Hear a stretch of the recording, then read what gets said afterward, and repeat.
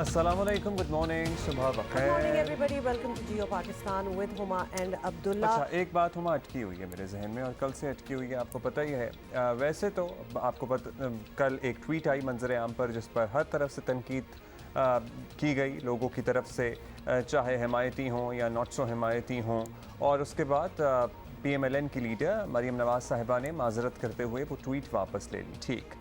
लेकिन हमें ये ज़रूर मौका फ़राहम किया कि हम अपने रवैयों पर ज़रा गौर करें, रोशनी डालें और उनकी ट्वीट और उनके कमेंट्स से क़तई नज़र हम जनरली देखें और इसमें किसी एक शख्स की नहीं। Over the period of past few years हमारी पोलराइजेशन, हमारी अदम बर्दाश्त इतनी बढ़ चुकी है कि हमारी जो बुनियादी हो गया वो बेसिक हाँ, से, वो शुक्र है कि आज अब्दुल्ला से भी कुछ ठीक है, हमारी जो बुनियादी माशरती कदरें थीं वो अब ऐसा लग रहा है कि कहीं खो गई हैं और खोती जा रही हैं। आपको पता ही है, किसी के घर में कोई गम की खबर हमें मिलती थी या मौत हो जाती थी तो चाहे वर्स्ट से वर्स्ट एनिमी भी होता था, लोग चल के उसके घर जाया करते थे, ताज़ियत किया करते थे, जनाजे में शरीक हुआ करते थे और at least for that particular period of time जो भी आपकी एनिवर्सिटी है, जो भी दुश्मनी है, जो भी कुदूरतें हैं, वो भूल जाया करते थे। You don't wish death upon even your enemy। मतलब आपने अगर लड़ाई करनी है किसी से, आपकी नहीं बन रही है वो, तो जम के लड़ें और बातों से लड़ें। मतलब यू डोंट विश कि जी वो ख़त्म ही हो जाए। लेकिन कल की उनकी ट्वीट के साथ, इनफैक्ट वो कोट ट्वीट उन्होंने किसी और की ट्वीट पे कोट ट्वीट किया हुआ था। हमें ये लग रहा था कि जिसने ओरिजिनल ट्वीट की हुई थी ऊपर ये उनको लिखना चाहिए था। इनफैक्ट मरीम नवाज़ को कहना चाहिए था कि ऐसी बातें ना करें, ये वो मौका नहीं है। कुछ इस किस्म की बात होती ना तो बात जमती, लेकिन she added on to it and of course उसके बाद जब बहुत बैकलैश मिली तो उन्होंने वो डिलीट भी कर दी और उन्होंने माजरत भी कर ली, जो बड़े दिल की बात है। सर्टनली वैसे तो देख ही लें, आप लोग कहते हैं कि जी माजरत कर ली तो क्या बड़ा किया। कौन से हमारे सियासी रहनुमा हैं हमारे इर्द गिर्द जो मुख्तलिफ मौक़ों पर उन्होंने गुफ्तगू की है या कमेंट किए हैं, नहीं करते माजरत। खैर, वो कहते हैं भाई आई गई होगी बात। हम आपको ये कहना चाहते हैं कि प्लीज़ इस पॉलिटिकल पोलराइजेशन में जो हमारे माशरे की अब हकीकत है, ऐसा लगता है कि अगर खुला छोड़ दिया जाए तो एक दूसरे को नोच खाएं हम लोग। मैं मजाक नहीं कर रहा और बड़े दुख के साथ ये बात कर रहे हैं। हम एटलीस्ट अपनी बेसिक माशरती कदरें ना भूलें और गम हो, मैयत हो, किसी के घर में सोग का माहौल हो तो कोई भी जुमला कसने से और ये कहना उसको हर्ट करने से गुरेज करना चाहिए। इसलिए ज़रूरी है because we all know the reality of this time and age. और not only this time and age, जब पहले भी हुआ और हुआ ना, ऐसा तो नहीं है कि नहीं हुआ। लोगों ने किसी की मरी हुई माँ को कहा कि जनाब ये उस पर सियासत कर रहे हैं या पार्सल करके भेज दिया, वो भी इंतहाई बिलो द बेल्ट और गलीज बात। हाँ, उस वक्त भी पॉइंट आउट किया था और अभी भी पॉइंट आउट करना बहुत ज़रूरी है।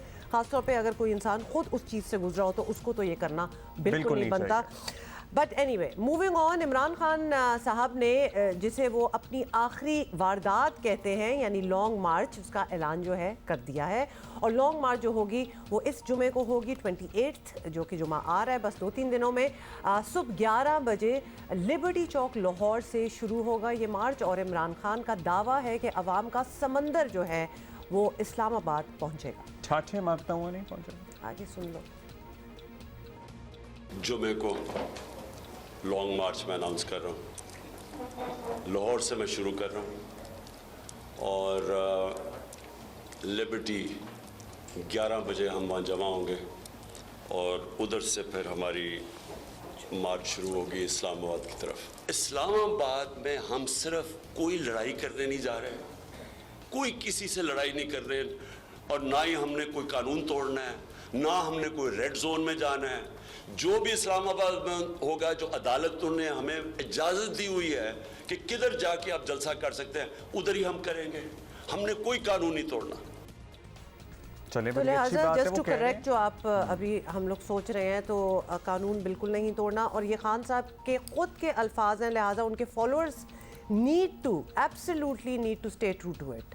तो ये तोड़ फोड़ और ये जो लोग तंग होते हैं और वैसे वो कह रहे हैं रेड जोन में भी नहीं जाना। मतलब उन्होंने कहा है कि ये सब कुछ नहीं करना, देयर इज अ मकसद टू दिस मार्च। तो लिहाजा प्लीज इमरान खान साहब ने कैटेगोरिकली ये कह दिया है कि हमने पुरअमन तरीके से जाना है, तो हुकूमत भी शायद खुले दिल का मुजाहरा उनको करना चाहिए। और अगर कोई आकर अपना जमहूरी हक़ इस्तेमाल करना चाहता है, अगर खान साहब भी इसे चढ़ाई का रूप ना दें कि वो वफाक पे चढ़ाई कर रहे हैं, तो मेरा ख्याल है कि वफाक को भी या हुकूमत को भी खुले दिल का मुजाहरा करते हुए उन्हें एहतजाज के लिए आने देना चाहिए, वो अपना आएँ, एहतजाज रिकॉर्ड कराएं, वापस चले जाएं, मुंतशिर हो जाएं। मगर अब वो एहतजाज किसी धरने की सूरत इख्तियार करता या नहीं करता, that remains to be seen. लेकिन अगर सिर्फ आना है, एक जलसा करना है, चले जाना है, तो इसमें कोई मुज़ायका नहीं होगा। लेकिन एनीवे आपको साथ साथ ये भी याद दिला दें कि खान साहब इस लॉन्ग मार्च की तैयारियां जो हैं वो कई महीनों से कर रहे थे और उनका ख्याल है कि इत्तेहादी हुकूमत अवाम के समुंदर का मुकाबला जो है वो नहीं कर पाएगी और हुकूमत छोड़ने पर मजबूर हो जाएगी। तो this is the end result. अच्छा, मुझे समझ नहीं आ रहा हूँ, अगर ये लोग खामोशी से आएंगे, अपने जितने भी लोग आते हैं, एहतजाज करते हैं, जलसा करते हैं, चले जाते हैं, तो फिर उस पे हुकूमत कैसे छोड़ने पर मजबूर होगी? क्योंकि ही इज इमेजिनिंग या फिर ही इज होपिंग खान साहब के बहुत ज़्यादा लोग हैं, मतलब अच्छा। जब ये तूफान लोगों का कहते हैं ना, समुंदर लोगों का कहते हैं, तो that means like I am sure he is expecting millions of people. अच्छा, शाहिद खाकान को हम सुन रहे थे कल जियो पे, मैं सुन रहा था उनको शाहजेब खानजादा के शो पे, उन्होंने कहा कि जनाब जब चीन से ताल्लुकात बेहतर होना शुरू होते हैं, ये सोचने की बात है कि इमरान खान साहब धरना शुरू कर देते हैं या लॉन्ग मार्च की बात है। कोशिश कर लें इमरान खान साहब, लॉन्ग मार्च करें, जो मर्जी करें। मुल्क में एक हुकूमत है जो आइन के मुताबिक आई है और इंशाल्लाह हुकूमत रहेगी। लॉन्ग मार्च से हुकूमत नहीं जाती, ये रवायत हमने अगर डाल दी तो फिर मुल्क में ना सियासत बचेगी ना जमहूरियत बचेगी। सबसे जो तशवीशनाक बात है वो ये है, इमरान खान साहब का लॉन्ग मार्च हमेशा जब हमारे और चीन के ताल्लुकात बेहतर होना शुरू होते हैं, उस वक्त लॉन्ग मार्च क्यों होता है? अगले हफ्ते वज़ीर-ए-आज़म साहब जो हैं वो चीन जा रहे हैं और पिछली दफ़ा भी यही हुआ था कि जब चीनी सदर यहाँ पर आ रहे थे तो इमरान खान साहब लॉन्ग मार्च लेकर आ गए थे। तो ज़रा इसकी भी तहकीकात कर लें कि क्या अज़ाइम है इमरान खान साहब की। अच्छा जी, साथ ही आपको बता दें कि आज सुप्रीम कोर्ट में वजारत दाखिला की दरख्वास्त पर लॉन्ग मार्च से मुतालिक अहम समाअत भी हो रही है और गुज़िश्ता हफ्ते क्या हुआ था वो भी आपको बता दें। समाअत के दौरान चीफ जस्टिस ने लॉन्ग मार्च रोकने से मुतालिक दरख्वास्त पर कहा था कि हुकूमत कानून के मुताबिक सूरत हाल से निपट सकती है जब हजूम आएगा, और ऑफ कोर्स अगर कानून की खिलाफ वर्जी होगी तब ही अदालत मुदाखलत करेगी। और अब आज़ादी मार्च की तारीख जो है वो सामने आ गई, आपको पता है। और इसके बाद आज की समाअत इंतहाई अहमियत इख्तियार कर गई है क्योंकि आज तय हो जाएगा कि लॉन्ग मार्च की हदूद क्या होंगी। हाँ।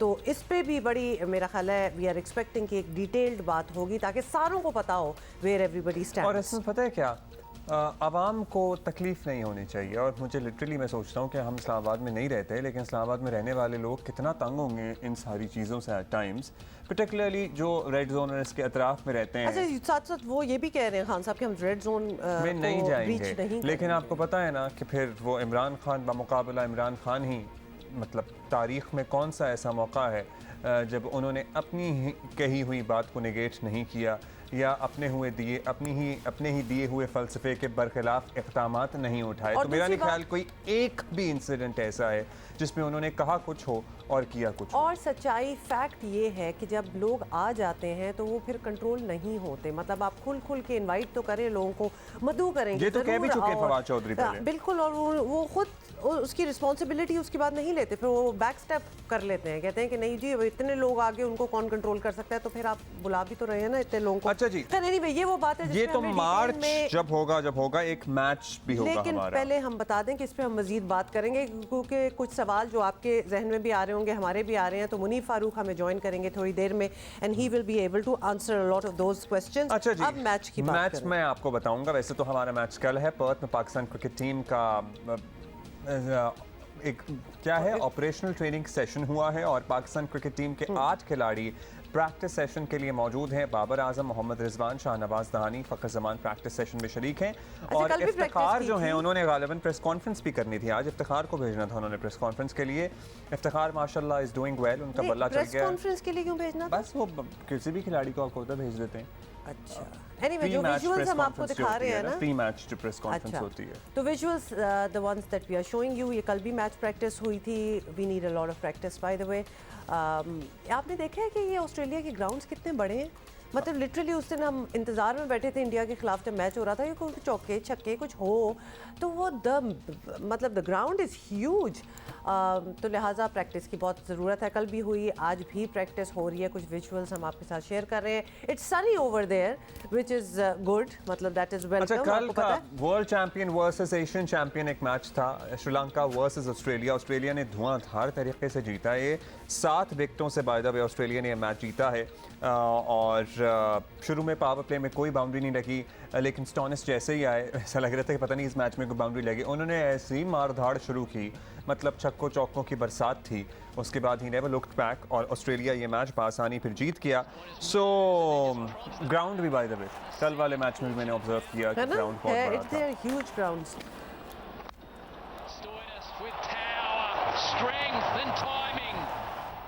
How exciting. वैसे जब So ये कोई भी तो- मैच हो रहा हो ना क्रिकेट, मतलब कोई चैंपियनशिप है, वर्ल्ड कप है, और इवन पाकिस्तान ना भी प्ले कर रहा हो, कोई और कर रहा हो, even then you want to watch, क्योंकि उसका इंटरेस्ट लेवल इतना आपको ज़्यादा पता है है। कि ऑस्ट्रेलिया रन रेट के हवाले से खासा खसारे में था और उन्होंने अपना रन रेट बेहतर करना था, तो उन्होंने ऐसी धुआंधार इनिंग खेली कि मैच अभी 21 बॉलें रहती थी कि मैच उन्होंने ख़त्म कर दिया। अच्छा, इसीलिए आपने मैक्सवेल और स्टोन्स की परफॉर्मेंस तो देखी होगी, मतलब कि ज़बरदस्त प्ले।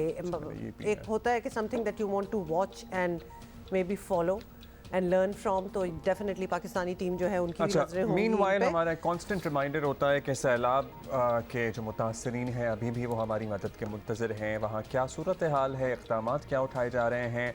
हम जैसे कहते हैं ना, नॉक करते रहते हैं आपके इधर इधर हम नॉक करते रहते हैं, और पर्टिकुलरली हुक्काम और जो एडमिनिस्ट्रेशन है उनको बावर कराते हैं, याद कराते हैं कि भाई अब तो मौसम की सख्तियाँ भी शुरू हो गई हैं।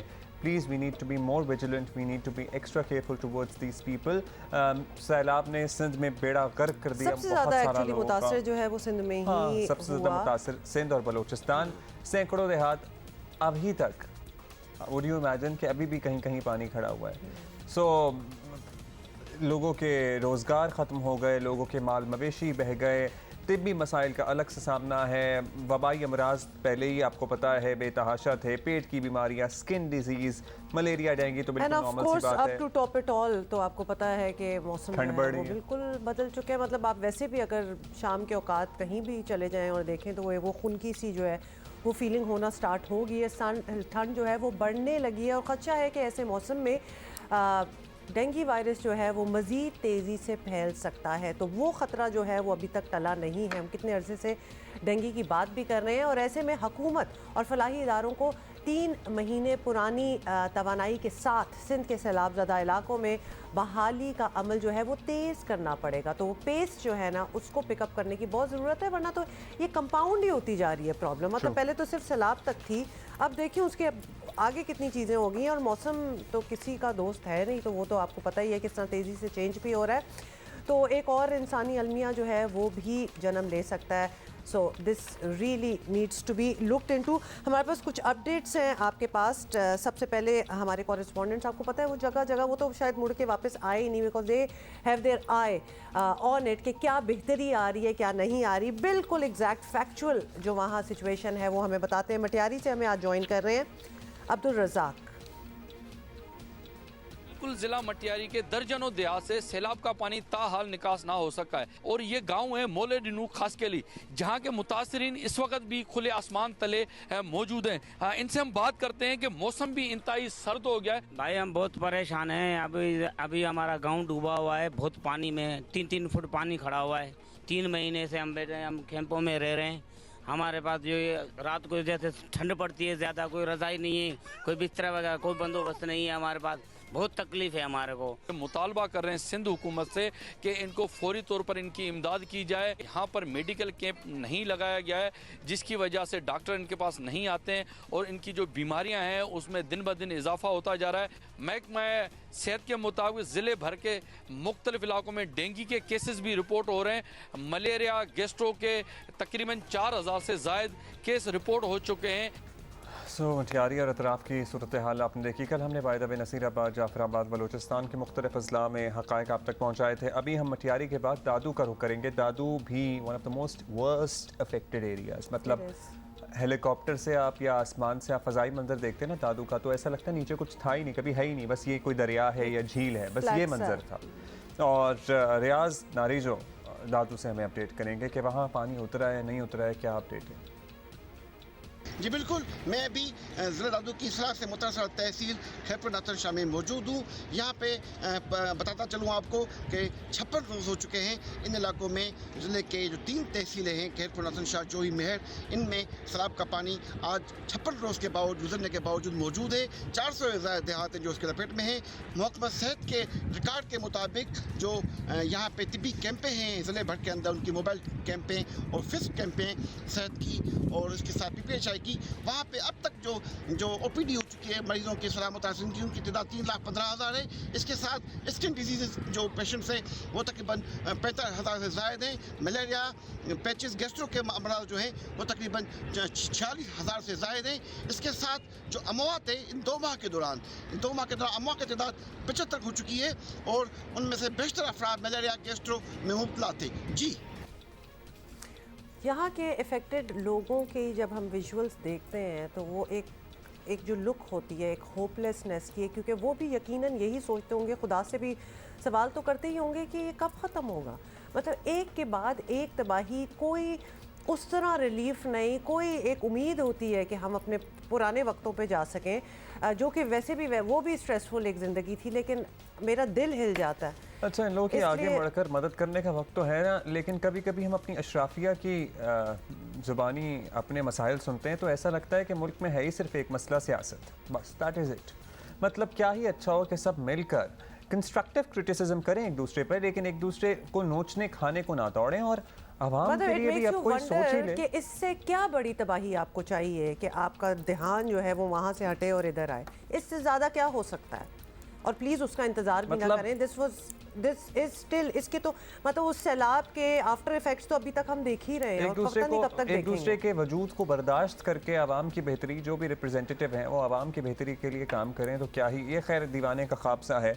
मुनीफ फारूक हमारे साथ मौजूद हैं। आपको पता ही है इमरान खान साहब ने कल लॉन्ग मार्च का ऐलान कर दिया। यही कह रहे थे कि भाई अक्टूबर में होगा और ये लास्ट वीकेंड ही बचता था। मतलब फवाद चौधरी साहब ने कैटेगोरिकली ये भी कहा था, मुनीब आपको याद होगा, कि अगर लॉन्ग मार्च का ऐलान नहीं हुआ तो कोई बातचीत कामयाब हो गई, अगर लॉन्ग मार्च का ऐलान हो गया तो बातचीत कामयाब नहीं। Munib, thank you so much for joining us. अच्छा मुनीब, ये अब जुम्मे की सुबह से ही ये सिलसिला जो है ये लॉन्ग मार्च का 11 बजे लिबर्टी चौक से स्टार्ट होना है। सबसे पहले तो ये बता दें कि आज सुप्रीम कोर्ट की जो समाअत है उसमें क्या हम एक्सपेक्टेशन रख सकते हैं, क्योंकि उसमें ये तय होना है कि लॉन्ग मार्च की हदूद क्या होंगी, मतलब इसका क्या मकसद है?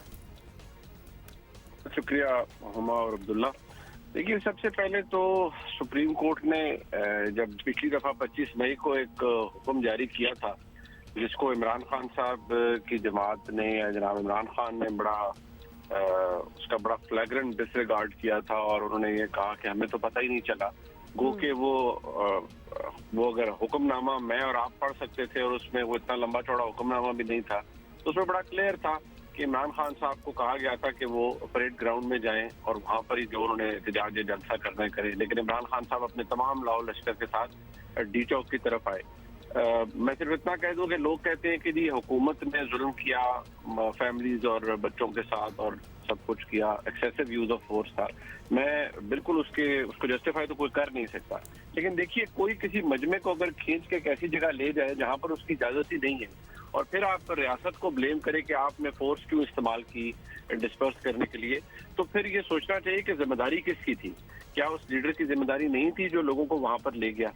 अब इसी तरह अगर सुप्रीम कोर्ट के मौजूद जज साहिबान जब ये फरमा रहे हैं कि जी हम कोई एंटिसिपेटरी ऑर्डर नहीं करेंगे और ऐसा नहीं करेंगे कि जी हम कोई पहले ही ऐसा हुक्मनामा जारी कर दे, बाकी रियासत अपना जो काम करती है वो करती रहे। अब मसला यह है कि रियासत तो लटक जाती है माजरत के साथ हवा में।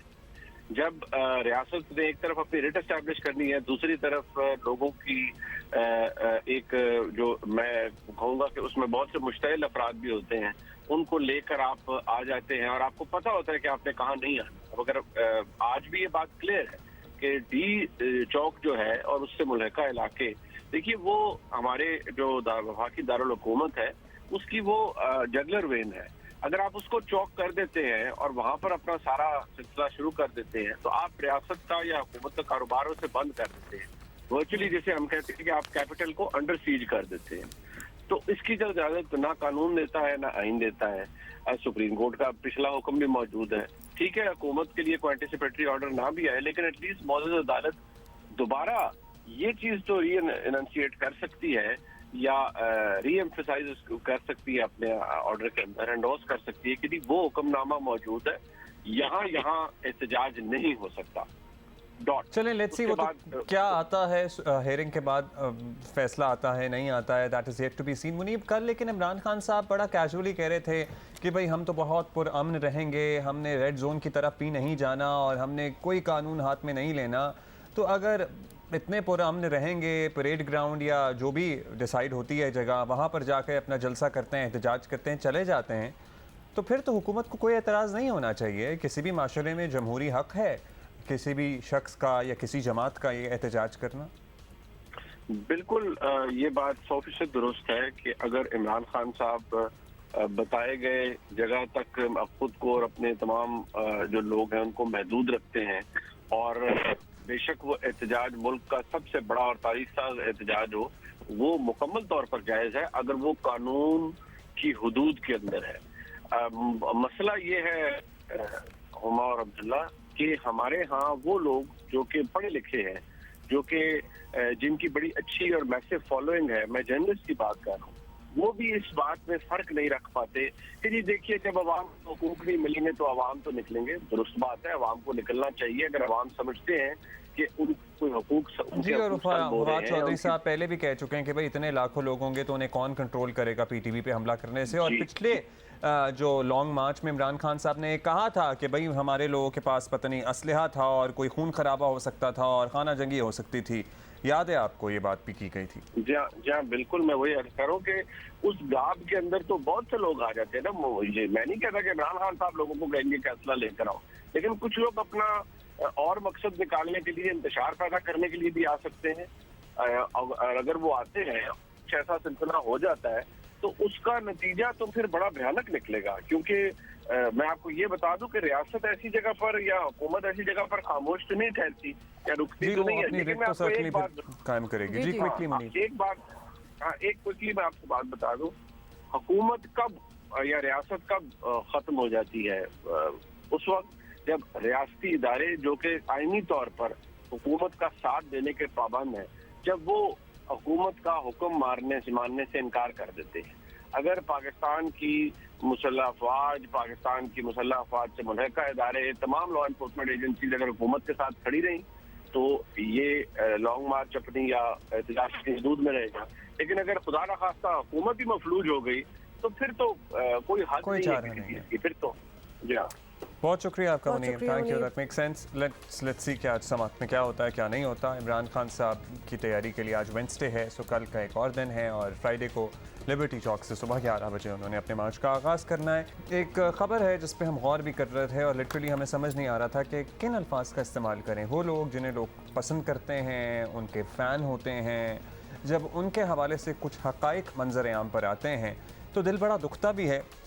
हम बात कर रहे हैं पर्टिकुलरली एक केस की जो आजकल काफ़ी डिस्कस हो रहा है। अदाकार बल्कि फ़िरोज़ खान की बात हो रही है, उनकी साबका अहलिया अलीज़े सुल्तान पर शादी के दौरान कैसा तशद्दुद होता रहा, वो क्या क्या बर्दाश्त करती रहीं, सब सामने आ गया है। और अलीज़े ने अपने साबका शौहर फ़िरोज़ खान की जानिब से किए गए तशद्दुद, पुलिस कंप्लेंट्स और मेडिकल रिपोर्ट्स को पब्लिक कर दिया है। और जब आप वो पढ़ें और वो देखें तो आपको एक अंदाज़ा होता है कि 4 साल वो किस अजाब से गुजरी हैं। और इससे पहले अलीज़े सुल्तान ने ये तमाम सबूत जो थे वो अदालत में भी पेश किए और थे। इसीलिए हम ये सबूत नशर भी कर रहे हैं क्योंकि अब ये सबूत अदालती रिकॉर्ड का हिस्सा हैं। ये तमाम चीज़ें, बमा तस्वीरें और मेडिको लीगल रिपोर्ट्स अदालत में जमा कराई गई हैं अलीज़े सुल्तान के वकील की तरफ से। लेकिन फ़िरोज़ खान का भी अब इस पर मौक़िफ़ कल ही सामने आया और उन्होंने कैटेगोरिकली डिनाई किया है इन तमाम इल्ज़ामात को। और उन्होंने कहा कि जी उन्होंने हमेशा कानून की पासदारी की है और दुनिया कुर्राए अर्ज़ पर एक्चुअली अर्थ का उन्होंने जिक्र किया, प्लैनेट अर्थ, कुर्राए अर्ज़ पर एक्चुअली कोई भी इंसान ऐसा नहीं है जिसको उन्होंने नोइंगली हर्ट किया हो। वैसे when it comes to domestic violence ये एक बात हम करना चाहते हैं कि it is no more somebody's personal issue. So जब घरेलू तशद्दुद की बात आती है तो लोगों का निजी ज़िंदगी का ये मामला नहीं रहता। And when it comes to domestic violence there is no other side of the story. अगर आपको नहीं रहना किसी लाइफ पार्टनर के साथ, आप तलाक दे दें, आप खुला कर लें, आप अलहदा हो जाएं, लेकिन आप मारपीट, ज़दों को, तशद्दुद को किसी तरह भी जस्टिफाई नहीं कर सकते। और वो हिम्मत वाली ख़वातीन हैं जो इस तरह पब्लिकली आके केस चलाती हैं और अपना एक इंसाफ जो है वो मांगती हैं, वरना हमारे यहाँ तो इतनी ज़्यादा ख़वातीन हैं जो घर में तशद्दुद सहती रहती हैं और किसी से और शिकायत सारी तक नहीं ख़वातीन करती। शुरू में यही करती हैं। बिल्कुल, ऑब्वियसली हर कोई चाहता है कि अपना घर बना के रखे, और लेकिन जब इस किस्म के सिलसिले स्टार्ट हो जाते हैं तो फिर इसमें एक और भी कड़ी है। एक्चुअली हम अपने गेस्ट को इनवाइट करते हैं और उन्हीं से बात करते हैं। खतीजा सिद्दीकी हमारे साथ हैं, सोशल एक्टिविस्ट हैं, वायलेंस सर्वाइवर हैं, विक्टिम मैं इनको नहीं कहूँगी, she is the one who fought her case and survive. Khatija, thank you so much, आपने हमें ज्वाइन किया है। खतीजा, बहुत से लोगों का हम और भी इस सेंसिटिविटी में आएंगे इस केस की, लेकिन बहुत से लोगों का ये भी कहना है कि वो प्रूफ जमा क्यों कर रही थी अज़लीज़ा सुल्तान, उनके साथ ये होता चला जा रहा था, साथ वो अपनी तस्वीरें खींच रही थी, पूरी एक फ़ाइल बनाई हुई थी। सो एक इंसिनुएट किया जा रहा है कि what was she getting at, as if वो ट्रैप करना चाह रही थी फ़िरोज़ खान को। इसके बारे में सबसे पहले तो बता दें आप क्या कहेंगी? सबसे पहले तो हुमा, ये डोमेस्टिक वायलेंस का केस बड़ा एक संगीन नौयत का होता है और इसको लाइमलाइट में लाने के लिए या फिर रिपोर्ट करने के लिए ही औरत जिस कदर ज़्यादा खौफ का शिकार होती है, क्योंकि उसके जो आउटकम है, उसके क्या नेट रिज़ल्ट होगा, उसके बारे में उसको यही पता होता है कि मामला या तो रफ़ा दफ़ा करा दिया जाएगा पुलिस स्टेशन में बैठ कर, या फिर उसको कॉम्प्रोमाइज़ करने के लिए या पंचायत बैठाई जाएगी, ख़ानदान वाले इन्वॉल्व हो जाएंगे और वो कॉम्प्रोमाइज़ कर लेगी और वो उसी को बर्दाश्त करती रहेगी। तो यहाँ पर अगर हम अलीज़े की बात कर लेते हैं तो हैट्स ऑफ टू हर, उसने इस चीज़ को बर्दाश्त किया, ना कि उसके बाद उसने एक स्टेप फॉरवर्ड लिया कि उसको रिपोर्ट किया। बर्दाश्त तो मेरे ख्याल में वो करती रही 4 साल से, और वो ना कर सकती अगर वो फाइनेंशियली इंडिपेंडेंट ना होती और उसकी फैमिली उसको ना सपोर्ट कर रही होती, तो शायद वो मज़ीद कुछ और साल इसको बर्दाश्त कर लेती अपने बच्चों की खातिर। और सोसाइटी में जो एक सेलिब्रिटीज़ का जो क्योंकि वो लाइमलाइट में होते हैं और उनकी हर चीज़ जो है वो मीडिया पे भी आ जाती है, लाइमलाइट में भी आ जाती है, उसको भी मद्देनज़र रखते हुए वो बर्दाश्त करती रहती मज़ीद। तो आई थिंक वो इस चीज़ को हम जब उसकी पहली स्टेटमेंट आई थी तो सब ने सोशल मीडिया पे, सब ने ट्विटर पे कहा कि जी ये झूठ है, ये हो नहीं सकता, फ़िरोज़ खान ऐसा कर नहीं सकता, उसको ड्रामेबाज का नाम दिया गया इस चीज़ को। लेकिन जब पिक्चर्स आई, जब इसी अब्यूज़ की एक हम जिसको कहते हैं पिक्चर्स और इसकी वो सामने सारी आई, मेडिकल लीगल रिपोर्ट्स हैं, पिक्चर्स तो चले छोड़ें आप, रिपोर्ट हैं जेपीएफसी की 2 साल पहले की हैं। फिर लोगों ने कहा ये तो 2 साल पहले की हैं, 2 साल क्यों खामोश रही? इस चीज़ को जानना बड़ा ज़रूरी है कि ये डोमेस्टिक वायलेंस को हमारे माशरे में एक वाकई पर्सनल अफेयर का नाम दिया जाता है, वाकई कहा जाता है ये इनका आपस का मामला है, ये 4 दीवारी के अंदर का मामला है। तो अगर इसको रिपोर्ट किया जाए या इसके ख़िलाफ़ कानूनी कार्रवाई की जाए तो इन दी एंड क्या होता है? हमारा कानून क्या डोमेस्टिक वायलेंस को क्रिमिनलाइज स्पेसिफिकली करता है? क्या ये कोई नॉन बिलेबल ऑफेंस है? इसमें क्या होता है? ब्रूजेस होते हैं, मैक्सिमम कट्स होते हैं, अब्रेजन्स होते हैं, इनको छोटे ये वुंड्स कहा जाता है। तो जब मेडिको लीगल आता है तो वो ऐसी दफात शामिल हो जाती हैं जो कि सारी की सारी बेलेबल होती हैं, ये मजबूत FIR नहीं होती। तो जब एक FIR कटवाने के लिए औरत दर बदर की टोकरे खाती है और FIR कटवा लेती है तो अगले दिन जो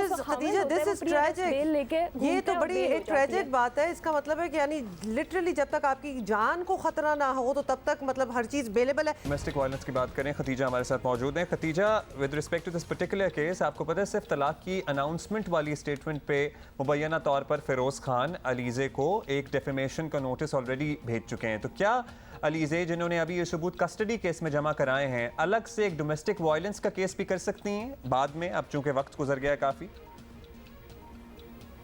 बिल्कुल, इसमें टाइम जो है वो इवन दो प्रोसिक्यूशन केस को थोड़ा सा अफेक्ट करेगा, लेकिन इसमें कोई टाइम लिमिट नहीं है। आप FIR, आप क्रिमिनल प्रोसीडिंग्स कभी भी स्टार्ट कर सकते हो।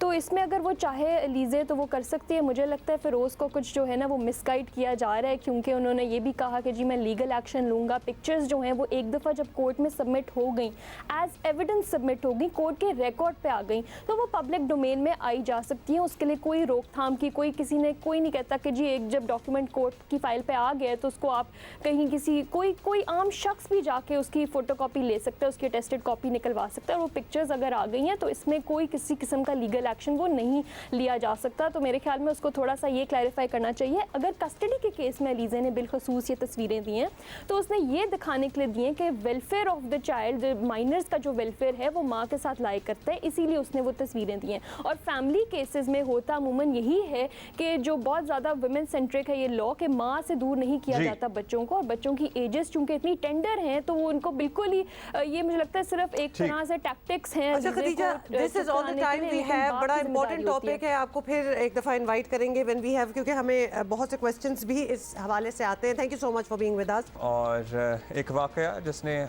हम सबको परेशान कर रखा है, अरशद शरीफ साहब सीनियर सहाफ़ी इस मुल्क के, बड़ी खिदमत हैं उनकी, और उनका इस तरह बहीमाना कत्ल होना, किसी और मुल्क पे होना, और बहुत सारे सवालात को इसने जन्म दिया है।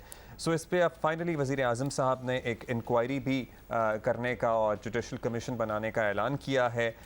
कल रात को बाय द वे इनकी मैयत भी पाकिस्तान पहुँच गई है। वज़ीर आज़म साहब ने क्या ऐलान किया, ये सुनिए।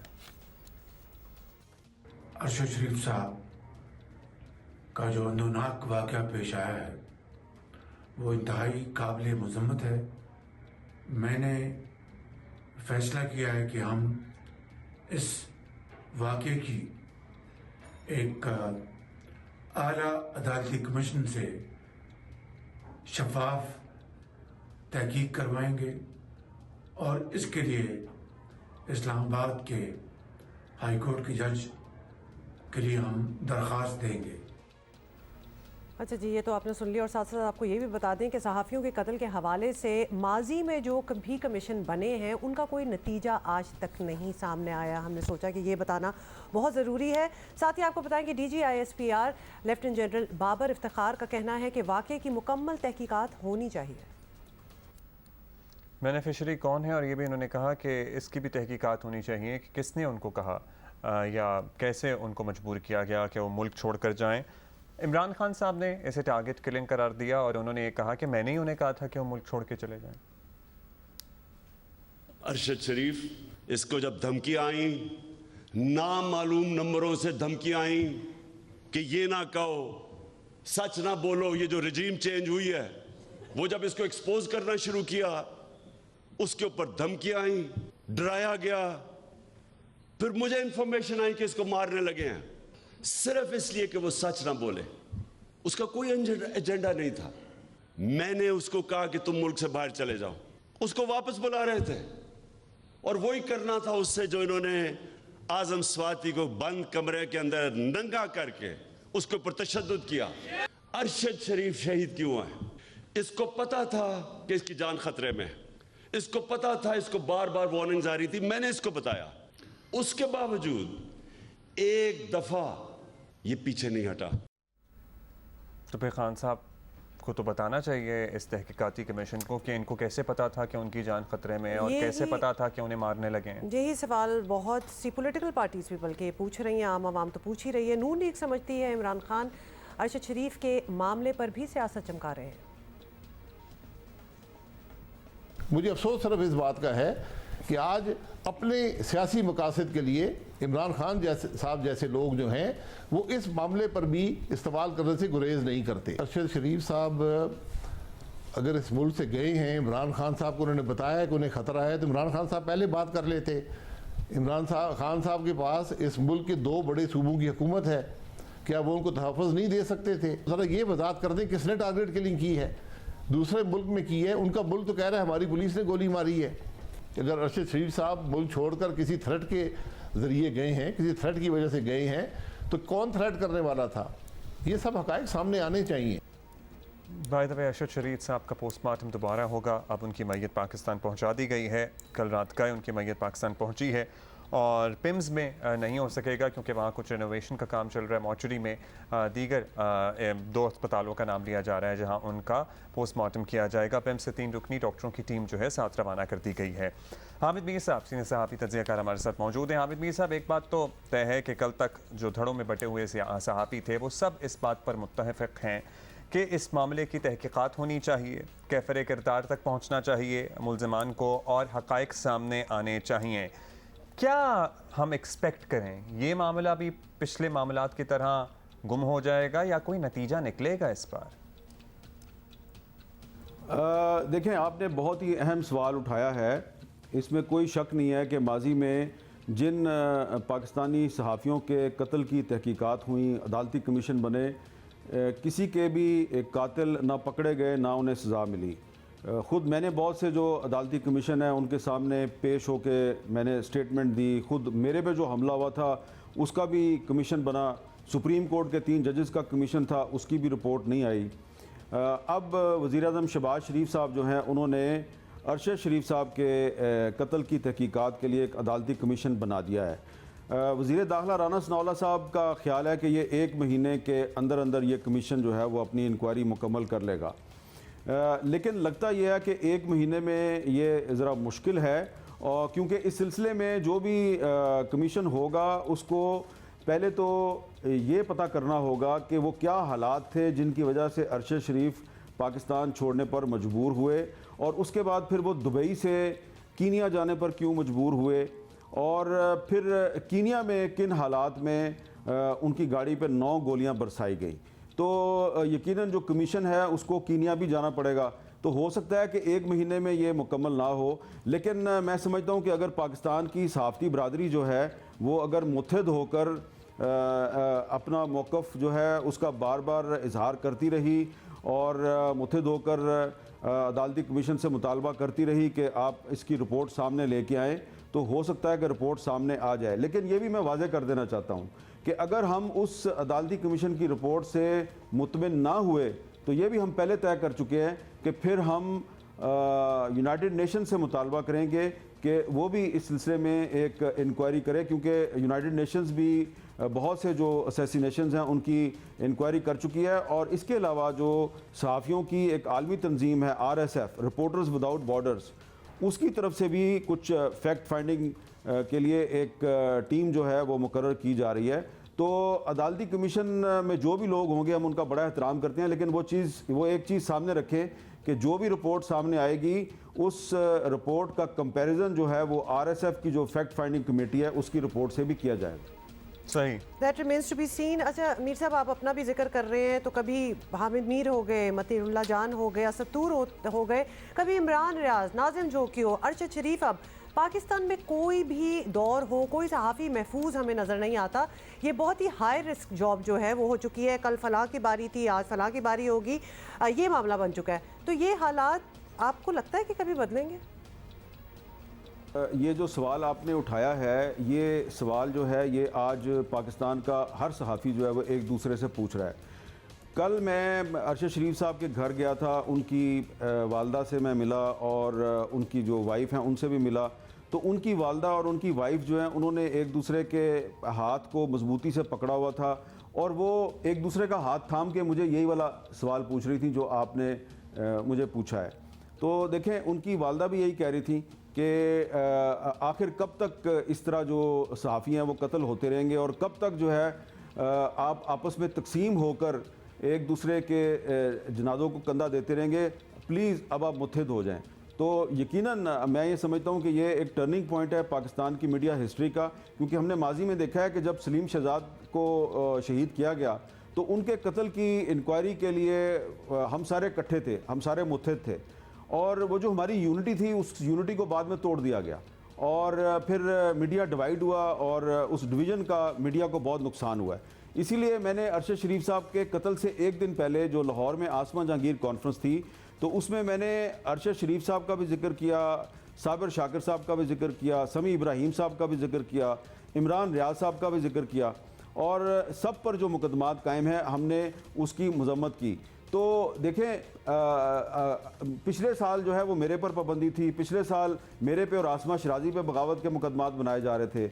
इस साल अरशद शरीफ साहब पे और समी इब्राहिम साहब पे और इमरान रियाज साहब पे और साबिर शाकिर साहब जो हैं उन पे मुकदमात बनाए जा रहे हैं।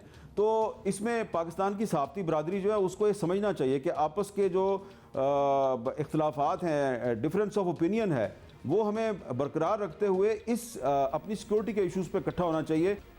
और एक दूसरे के खिलाफ जो ट्रेंड्स का सिलसिला है ना, शायद अब समझ आ जाए कि वो बंद होना चाहिए। अब अफसोस की बात यह है कि सहाफ़ी इस्तेमाल होते हैं इन ट्रेंड्स की तरवीज और फ़रोग के लिए भी। एक इस पूरी बहस का तकलीफ दे पहलू ये है मीर साहब के, चाहे बाज़ यूट्यूबर्स हों जिन्होंने इनके मौत के बाद की वीडियोस तक को मोनेटाइज़ किया हुआ है, या फिर सियासतदान हों, चाहे इमरान खान साहब हों या फिर मरीम नवाज़ साहिबा हों, कोई स्कोर सेटल करने के लिए इस वाक़े को इस्तेमाल कर रहा है, कोई पॉलिटिकल पॉइंट स्कोरिंग के लिए इस्तेमाल कर रहा है। अगर हमारी सहाफ़ती तंजीमें इन्हीं रवैयों को ना चेंज करा सकें तो इनके वजूद का फ़ायदा ही क्या है? देखिए, मैंने पहले भी आपको कहा कि ये एक ऐसी हकीकत है जिसको कि आप डिनाई नहीं कर सकते कि जो सहाफ़ती तंजीमें हैं वो इस वक्त डिवीजन्स का शिकार है। ख़ास तौर पे जो Pakistan federal union of journalist है वो डिवीज़न का शिकार है। इस तंजीम को मुत्तहिद करने के लिए हमारे सीनियर साथी जो हैं, ज़ियाउद्दीन साहब, रहीमुल्लाह यूसुफ़ज़ई साहब, इन लोगों ने बड़ी जद्दोजहद की। ये लोग इस दुनिया से चले गए, लेकिन ये जो हमारे कायदीन हैं, PFUJ के मुख्तलिफ धड़ों के जो कायदीन हैं, इन्होंने उनकी मौत के बाद भी उनकी जो ख्वाहिश है, उनकी आखिरी ख्वाहिश, उसको पूरा नहीं किया और ये आपस में मुत्तहिद होने के लिए तैयार नहीं है। लेकिन मैं ये समझता हूँ कि अब वक्त आ गया है कि अगर ये तंजीमें मुत्तहिद नहीं होती तो ना हो, लेकिन जो सहाफ़ती बरादरी है उसको मुत्तहिद होना होगा और मुत्तहिद हो के अपनी सिक्योरिटी और अपनी जो आज़ादी है उसके तहफ़्फ़ुज़ के लिए एक मुल्कगीर तहरीक चलानी चाहिए, एक स्टैंड लेना चाहिए। और मैं समझता हूँ कि अरशद शरीफ साहब का जो मुकदमा है, उनका जो कत्ल है, उसकी जो इंक्वायरी है, ये नुक्ता आगाज़ है और इस सिलसिले में कुछ अच्छी डेवलपमेंट्स हो रही हैं। इंशाअल्लाह ताला आपको अच्छी खबरें मिलेंगी। हक़ाइक़ जो है मंजर आम पर आने चाहिए। बहुत शुक्रिया आपका हामिद मीर साहब। और बिला वजह की इल्ज़ाम तराशी से भी गुरेज करना चाहिए। जो क़यास आराइयाँ जो या वो लोग जो अपने प्रोपेगेंडे के लिए इस वाक़े को इस्तेमाल कर रहे हैं, उनसे भी होशियार रहें। और क्या पता हक़ाइक़ मंजर आम पर आएँ तो हम सब चौंक जाएँ या दंग रह जाएँ। एब्सोल्युटली। और जहाँ कंडेम करने की बात होती है वहाँ सारों को यूनाइटेड होकर कंडेम करना चाहिए, पहले भी करना चाहिए था और अब भी। So there is a bit of unity जो कि रिक्वायर्ड है इस सिचुएशन में। एक बात कल बड़ा ही इंटरेस्टिंग, एक कुछ देर के लिए आपको पता है व्हाट्सएप डाउन हो गया। चलो हो याद है आपको एग्जैक्टली। देखिए ये वो लोग हैं जिनका मैं जिक्र करने लगी हूँ, तो लगा कि ज़िंदगी ख़त्म हो गई है। मतलब कि फ़ोन कॉल पे बात आ गई, मैसेजेस हो रहे हैं व्हाट्सएप पे, SMS किया मैंने कल पहली दफ़ा किसी को, अरसे बाद SMS आ रहे हैं। मुझे भी चेक करना पड़ा कि हो क्या रहा है, लेकिन वल्लाह मुझे नहीं पता था कि व्हाट्सएप डाउन है, बिकॉज आई गेस मुझे इतनी ज़रूरत नहीं थी। लेकिन एक ग्रोइंग कंसर्न और एक जो बात फ्लोट हो रही थी वो ये हो रही थी कि जी व्हाट्सएप डाउन हुआ है दुनिया में और people have stopped talking to each other. तो बिल्कुल ही और पाकिस्तान में ट्विटर पे आपको पता है ब्रेकिंग न्यूज़ आने का सिलसिला बंद हो गया था जी। तो ये हुआ, मतलब दिस जस्ट थोड़ी सी बात ये करनी थी कि जो हमारी डिपेंडेंसी है उस पर भी गौर फरमाना चाहिए कि व्हाट्सएप क्या गया, हम तो खत्म ही हो गए कि क्या हो कोई नहीं। इंस्टाग्राम मैसेंजर्स खुल गए थे, फेसबुक मैसेंजर्स, SMS तो खुल ही गए थे। आपको कुछ नंबर भेजना था मैंने किसी को।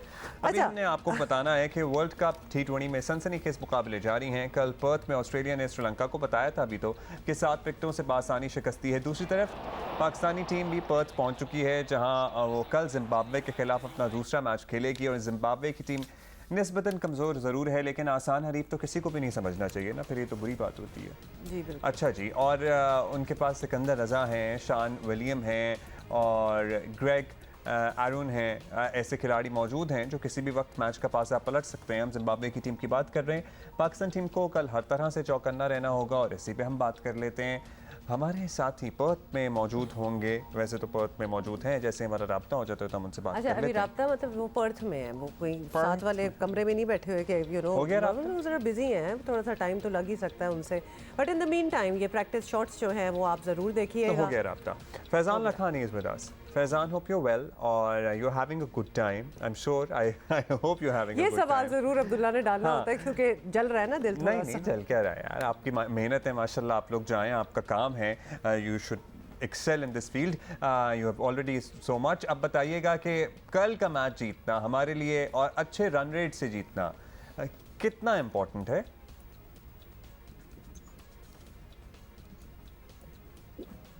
फैज़ान, आवाज़ आ रही है? जी जी जी, आ रही है आपको मेरी आवाज क्लियर आ रही है? जी अब आ रही है क्लियर आवाज। Faizan, I hope you having a good time once again. और दूसरा ये कि कल का मैच जीतना हमारे लिए अच्छे रन रेट से जीतना कितना इंपॉर्टेंट है? देखिए, जीतना तो हमेशा इंपॉर्टेंट होता है, बट जिस तरह हमारा पाकिस्तान और इंडिया का जो मैच था वीकेंड पे मेलबर्न में, वो इतना क्लोज मैच हुआ था, उससे रन रेट पर, नेट रन रेट पर इतना ज्यादा फर्क नहीं पड़ा। बट ऑफ कोर्स अगर पाकिस्तान बड़े मार्जिन से जीते, अच्छे मार्जिन से जीते, तो it is always good.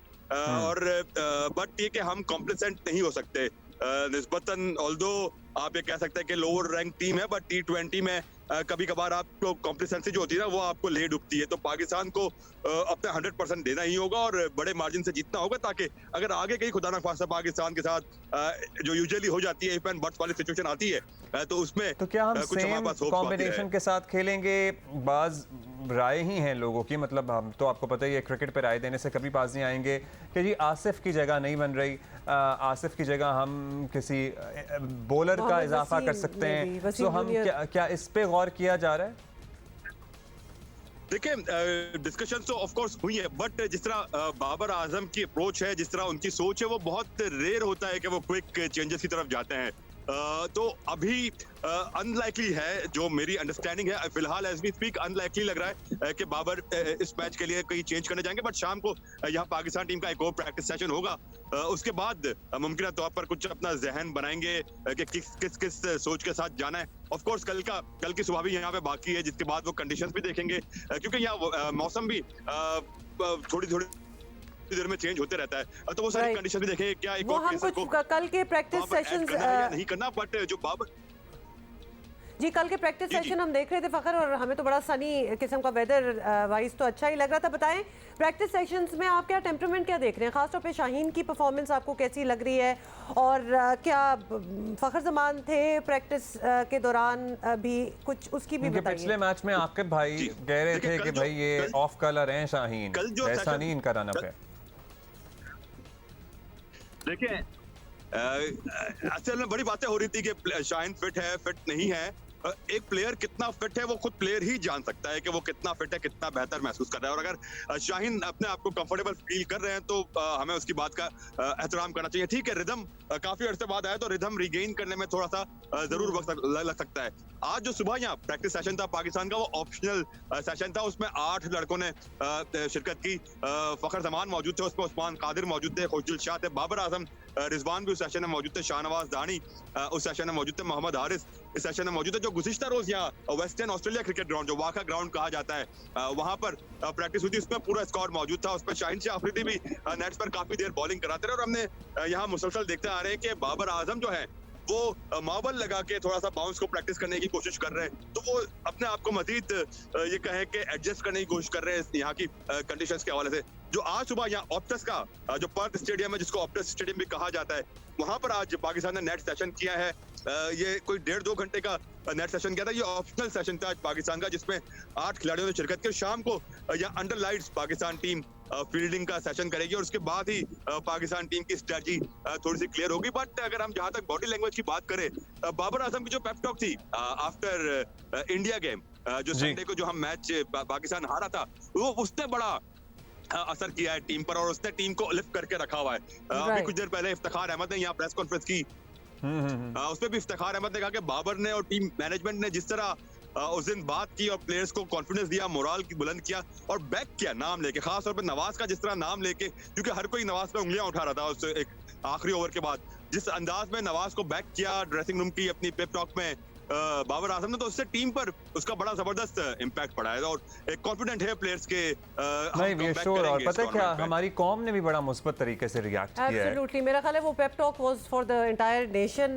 Faizan बहुत बहुत शुक्रिया for keeping us updated. You shots हम साथ दिखा रहे थे, कॉन्फ्रेंस करनी है, कर लिया उन्होंने प्रेस कॉन्फ्रेंस। वो पुरानी बात हो गई, लड़कियां ये कर रही हैं, लड़कियां सब कर रही हैं। लड़कियां मतलब इतना वजन भी उठा रही हैं, हम पावर लिफ्टिंग की बात कर रहे हैं, और माशाल्लाह पाकिस्तानी लड़कियां भाई वर्ल्ड चैम्पियनशिप में हिस्सा लेकर ज़बरदस्त तरीके से पाकिस्तान की नुमाइंदगी कर रही हैं, नेशनल रिकॉर्ड्स ब्रेक कर रही हैं। ऐसी ही एक चैम्पियन हमारे साथ मौजूद हैं, राबिया शहजाद, जिन्होंने अभी recently world power lifting championship में स्लोवाकिया में जो हुई है वहाँ पार्टिसिपेट किया है, और नेशनल रिकॉर्ड उन्होंने पता है कितने केजीज पे ब्रेक किया है। मतलब ये प्लीज़ मैं कह दूं एक दफ़ा 267.5 किलोग्राम। मतलब आप इनकी सेहत देख के बिल्कुल नहीं लगेगा कि ये कितना वेट लिफ्ट कर सकती हैं, लेकिन कितनी प्रैक्टिस और कितनी डेडिकेशन चाहिए। अच्छा, राबिया शहजाद हमारे साथ हैं, वेलकम राबिया। एंड पहले हम अपने व्यूअर्स को ये भी बता दें कि राबिया 4 साल पहले भी हमारे शो पे आ चुकी हैं, तब ये वेट लिफ्टर थी और वेट लिफ्टिंग चैंपियनशिप आपने एक जीता था, तब आप आई थी, और अभी आप पावर लिफ्टर हैं। थोड़ा सा डिफरेंस जल्दी से ये बता दें वेट लिफ्टिंग और पावर लिफ्टिंग में। अस्सलाम वालेकुम, thanks for having me again on this show. So weight lifting में 2 लिफ्ट्स होती हैं, clean and jerk and snatch, जिसके अंदर वेट आपका मोस्टली आपका दोनों लिफ्ट्स में ओवरहेड जा रहा होता है। And in power lifting it's pure power game. इसके अंदर 3 लिफ्ट्स होती हैं, squat, bench press and dead lift. इन तीनों का टोटल मिलके आप चैंपियन बनते हो। सो टोटल वेट आप अलग अलग काउंट करके टोटल वेट फिर एक्यूमुलेट हो। सो 267 है स्क्वाट का वेट, फिर बेंच प्रेस का वेट और तीसरा क्या है? एंड डेड लिफ्ट का वेट। So quite impressive. अब बताइए कि जब आप ये वर्ल्ड चैंपियनशिप में स्लोवाकिया में गई, are we at par with the rest of the girls from the world across the world, या फिर हमें अभी बहुत आगे मेहनत करने की ज़रूरत है? क्या आपने डिफरेंस नोट किया? Definitely there is a difference, क्योंकि I got a silver instead of getting a gold. तो जिनका गोल्ड था उन्होंने बहुत ज़्यादा वेट लिफ्ट किया था, so it was like 350 kilograms. तो आई थिंक हमें तो बहुत ज़्यादा इम्प्रूवमेंट की ज़रूरत है। और तो ये राबिया, आपकी training what does it require? मतलब मैं बड़ी क्यूरियस हूँ। एक तो आपने पावर लिफ्टिंग पे आप आई वेट लिफ्टिंग से, ये क्या वजह थी? दूसरा ये इसमें आप क्या प्रैक्टिस करती हैं? मतलब what kind of routine do you have कि आप एक चैम्पियनशिप लेवल पे पहुंची हैं? मेरा जो स्ट्रेंथ थी वो पावर थी। मैं बचपन से अपने फादर के साथ रेसलिंग करती थी, तो मैंने जो स्टार्ट किया था 2016 में वो पावर लिफ्टिंग से ही स्टार्ट किया था। And then I switch to weight lifting for some time, क्योंकि मेरा फेडरेशन के साथ जो भी इशू था and they were not sending my entries. So in 2020 मैं फिर से I got back to power lifting, क्योंकि आई न्यू कि वही मेरी स्ट्रेंथ है and I can perform better in that. Again I had issues with the federation that was not sending my entries. तो आपके फेडरेशन के साथ इश्यूज, मतलब हमारे पास ऑलमोस्ट एवरी अदर एथलीट जो आता है फेडरेशन के साथ कोई ना कोई इशू चल रहा होता है। सो आपका भी चल रहा है। ये बड़ी अफसोसनाक बात हमें यहाँ पे बैठ के सुनने को लगती है कि we have talent, we have people who are willing to participate, we have champions willing to participate on their own expense, अपने खर्चे पे जाना चाह रहे हैं कॉम्पिटिशंस में, लेकिन उनको तो फिर क्या तकलीफ सिर्फ है? उनकी एंट्री नहीं भेजते हैं। फिर क्या तकलीफ? कभी कहते हैं कि आपने ये नहीं बोला कि ये फेडरेशन के सपोर्ट के ऊपर था, कभी आई थिंक वो तो जब अपने खर्चे पे जा रहे हैं तो ये कैसे बोलते हैं कि फेडरेशन खर्चा करके भेज रही है? बिकॉज़ फेडरेशन वो चाहती है, बिकॉज़ मे बी वो चाहते हैं कि उधर से उनको फंडिंग आ जाए गवर्नमेंट की तरफ से। पॉइंट आउट हियर, राबिया से तो हम बात कर ही रहे हैं, लेकिन जितने स्पोर्ट्स पर्सन्स हमारे शो पे आते हैं उनको फेडरेशन से कोई ना कोई मसला ज़रूर होता है। इसलिए ये वन ऑफ बात नहीं है। हम लिटरली ये क्वेश्चन फेडरेशंस वगैरह से भी करना चाहते हैं ऑफ डिफरेंट स्पोर्ट्स के आप लोग कर क्या रहे हैं, काम क्या है? कुछ काम करते हैं, कुछ बिल्कुल हेल्प नहीं करते हैं। Lot of our champions are self financed. ये तो हम बहुत अपने champions Pakistan power lifting federation के जनरल सेक्रेटरी राशिद मलिक साहब, सो इनकी हैं कुछ शिकायतें। आई वंडर ये कैसे हैं अब तक अपने? तो अभी जो ये भेजते हैं नाम, ट्रायल्स वगैरह आई एम श्योर करके भेजते होंगे? बिल्कुल नहीं। अभी इन्होंने एशियन चैम्पियनशिप आ रही है दिसंबर में, तो उन्होंने एंट्रीज करवाई हुई हैं। वो एंट्रीज उनके क्लब के जो भी हैं मेंबर्स उनकी हैं। उन्होंने कोई ट्रायल्स नहीं किए नेशनल लेवल के ऊपर कंडक्ट के, उसके बाद एंट्रीज भेजें। तो वो अपनी मर्जी से भेजते हैं, जिनके साथ उनके अच्छे रिलेशंस हैं वो उनकी एंट्रीज भेज देंगे। अच्छा, कोई बीच में लियाज़ोन होना चाहिए, क्योंकि बहुत से फेडरेशंस को प्लेयर्स से शिकायत है, प्लेयर्स को फेडरेशन से शिकायत है, तो बीच में कोई एक बफर होना चाहिए जो प्रॉब्लम सॉल्विंग करे कि इधर हो क्या रहा है। कोई चेक एंड बैलेंस होना चाहिए। Pakistan sports board and Pakistan Olympic association इसके अंदर एक रोल प्ले कर सकते हैं, कर सकते हैं अगर करना चाहें तो, लेकिन वो अभी तक कर नहीं रहे हैं। अच्छा, अनफॉर्चुनेटली ये जो आपकी पावर लिफ्टिंग होती है इसमें भी वेट कैटेगरीज होती हैं कि इस वेट पे इतना वेट उठा सकते हैं, या इसमें वेट कैटेगरीज नहीं होती हैं? इसमें भी वेट कैटेगरीज होती हैं। आप किस वेट कैटेगरी में थी? मैं 52 kg वेट 52 kg में वेट कैटेगरी में थी। और सबसे ज़्यादा वेट मतलब बेंच प्रेस में उठता है, डेडलिफ्ट में, या फिर स्क्वाट में? सबसे ज़्यादा डेडलिफ्ट में उठता है। मैंने इस कंपटीशन में डेडलिफ्ट किया है 132.5 किलोग्राम। माय गॉड, मतलब चूंकि जो करता होगा ना थोड़ा बहुत वैसे ही उसको फिटनेस पता में हो, है तो कि उसको डेडलिफ्ट पता है में- कि ये कितना ज्यादा है, तो और ये इसकी- कितना रिस्की भी होता है, रिस्की भी इसके है। लिए बड़ी ट्रेनिंग चाहिए होती हाउ है डू यू आपको। Train for it? मतलब आप ट्रेन किस तरह करती हैं, खासतौर पे अपनी बैक पे इतना वजन आप डेडलिफ्ट कर रही हैं, रोज की कितना ट्रेनिंग होती है, किस तरह आप वजन बढ़ाती हैं, how do you go about it? देखिए, मैं ट्रेनिंग कर रही हूँ since the last 6 years. It's not कि मैंने पहले दिन गई और मैंने कोई 100 and 120 किलोग्राम्स उठा लिया। जब आप ऐसा करते हैं कि आप एकदम जाके बहुत ज़्यादा वेट उठा लें तो आपको इंजरीज हो सकती हैं, आपका बैक प्रॉब्लम हो सकता है। लेकिन आप स्लोली एंड ग्रेजुअली अगर अपने आप को बिल्ड करेंगे, अपने मसल्स को बिल्ड करेंगे, तो फिर ऐसा इंजरीज वाला डर नहीं होता। मुझे अल्हम्दुलिल्लाह अभी तक कोई इंजरी नहीं हुई। और डाइट भी फिर रखनी पड़ती है। डाइट भी आपको बहुत ज़्यादा क्लीन डाइट लेनी पड़ती है ताकि आपको मैक्सिमम एनर्जी उधर से मिल सके। अगर आप जंक खाएंगे तो आपको आपकी एनर्जी जो है वो बॉडी ज़्यादा यूज़ कर लेगी उसको डाइजेस्ट करने के अंदर, इसलिए ज़्यादा क्लीन डाइट लेनी चाहिए। अच्छा राबिया, जल्दी से बता दें आगे क्या करना है आपने, नेक्स्ट प्लान क्या है, कौन सा चैंपियनशिप कंपटीशन? आई थिंक अभी तो मैं डिस्क्लोज करना नहीं चाहूँगी बिकॉज अगेन फेडरेशन ना तो एंट्री भेजती है और अगर आप कहीं और खुद जा रहे हो तो वो वहाँ से आपको रोक भी लेती है। So this has happened with me. बहुत ही विंडिक्टिव लोग हैं भाई। ये तो बड़ी सीरियस बात है, ये भी हम एक शो करेंगे इस पे।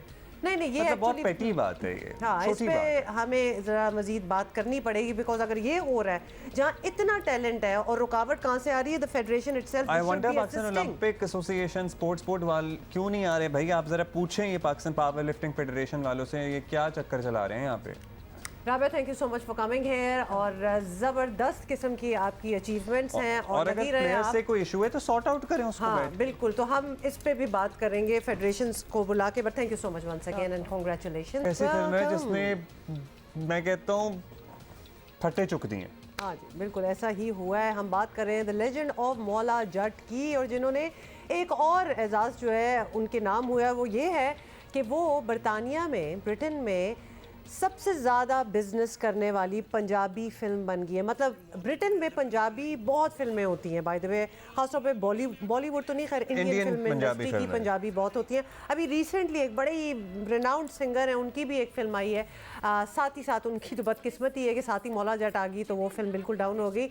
मतलब काफी हफ्ते से लगी हुई अहमद भी है, वो काफी हफ्ते से लगी हुई, मेरा ख्याल है उसने कर लिया होगा। बट इसने तो आते ही जिसको कहते हैं ना मेला लूट लिया है, तो the legend of Maula Jatt जो है that has become the highest grossing Punjabi film in the UK. Nearing $1 million box office का इसने बिजनेस किया है। आपको पता है पहले ही पाकिस्तान की पहली फिल्म है जो 100 करोड़ के क्लब में दाखिल हो गई है। फर्स्ट एवर पाकिस्तानी फिल्म जिसने 100 करोड़ से तो ये बड़ी ज़ायद का खुशी से बिजनेस कर ये लिया ट्वीट across the भी globe। किया Bilal Ashari, who is the director, the brains behind this film, और उनकी ट्वीट थी फन फैक्ट के साथ। वो ऐसे फैक्ट्स बहुत से बताते रहते हैं बिकॉज लिटरली हर रिकॉर्ड जो है ये फिल्म जो है वो तोड़ रही है, और मेरा ख्याल है कि ये सिलसिला जारी रहेगा। अभी तो बहुत सारे रिकॉर्ड्स टूटने हैं मज़ीद। मैं आज देखूंगी इंशाल्लाह ये movie. Have you watched it? I will watch it on the weekend.